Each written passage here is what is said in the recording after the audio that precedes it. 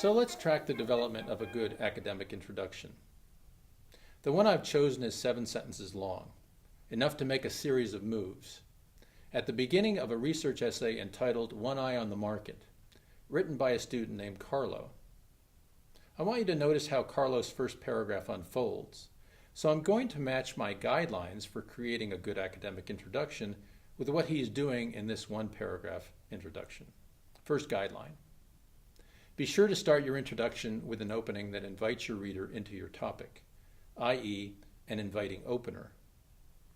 Begin to delineate your topic right away, perhaps with a striking observation, a cogent summary, a snappy quotation, a captivating anecdote, or something else that's vivid and dramatic enough to arrest your reader's attention.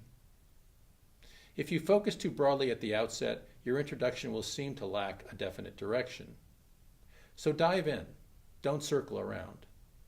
Remember that you're beginning to move toward your thesis even in the way you initiate your reader into your topic. Carlo's paragraph begins this way.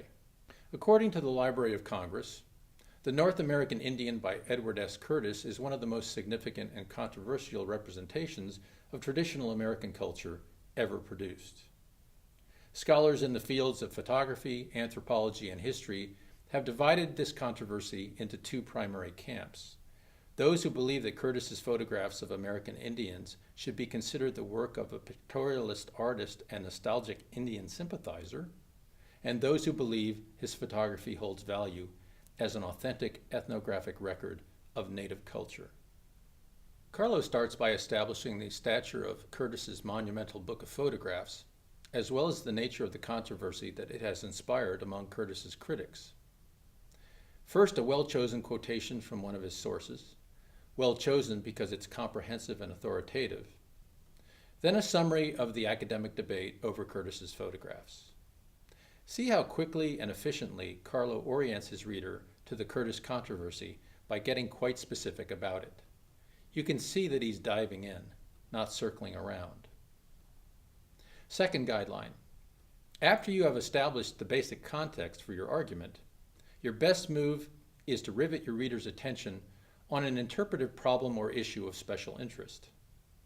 This is where your agenda for your essay comes into view, where you reveal what centrally concerns you about your topic. This is where you make it clear why you're writing this essay, to what purpose.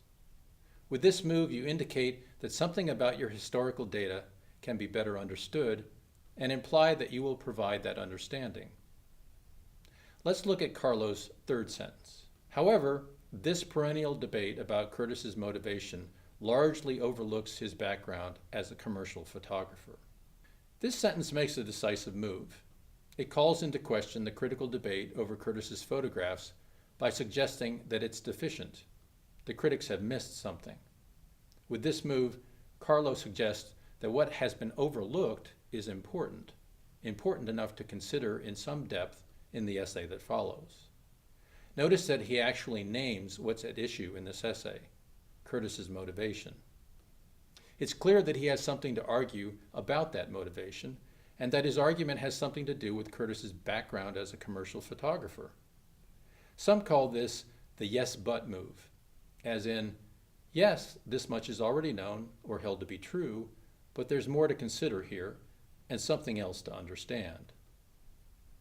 When you make this move, your reader will immediately see that you have something of your own to say about the matter at hand. Making such a pivotal move with a word like but, or yet, or however, as Carlo does here, creates the kind of intellectual tension that motivates your reader to keep reading. So this move is sometimes called the motive of your argument. Once you've called something into question, it's time to take a position with regard to that question. The question here is what motivated George Curtis when he took those photographs. Third guideline, deliver your thesis. Express the reckoning with this interpretive problem or issue that you have achieved after reflecting upon the available textual evidence. Toward the end of your introduction, formulate your thesis, your major act of interpretation in the essay as a whole, the main evaluative claim in your argument. This bold assertion must be carefully phrased. It should be clearly stated because you don't want there to be any confusion about what you're contending, and it should accurately reflect what you can prove in the body of your essay. Carlo brings his argument forward in the second half of his introduction, the last 4 sentences. Curtis indicates in the prologue to the North American Indian that he would like his photographs to be recognized as both science and art by the public at large.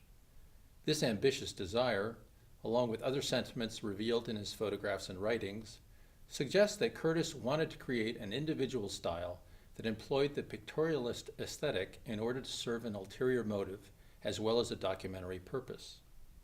Curtis embarked on his quest to photograph the unadulterated Native American culture with hopes that his work would have lasting commercial value. Academic critics may debate the artistic and ethnographic merits of his photographs, but ultimately Curtis was a businessman who aimed to create pretty pictures for wealthy patrons. What I have bold-faced in these sentences shows that Carlo is bringing his thesis forward, little by little at first, and then emphatically at the end. A thesis doesn't always emerge so gradually, but Carlo wants to make it clear that his case for Curtis as a businessman is based on Curtis's writings as well as his photographs. In this way, he assures his reader that he's possessed of ample evidence to make his case in the body of his essay. Note that phrases like ambitious desire and ulterior motive already suggest that Curtis had one eye on the market before Carlo delivers his final reckoning at the end of the paragraph that ultimately Curtis was a businessman who catered to the wealthy and worried about the bottom line. His judgment of Curtis is glimpsed in the preceding phrases and made explicit in his final assertion. Carlo's sequencing of observations and ideas gives coherence to the thesis portion of his introduction and builds toward a suitable climax. All told, Carlo has established his credentials in this introduction. First, he's obviously done his homework and knows how to acquaint me with this topic in short order. Second, he's writing about something that matters, Native American ethnography, in a thoughtful, probing way, in order to understand the available historical data more clearly.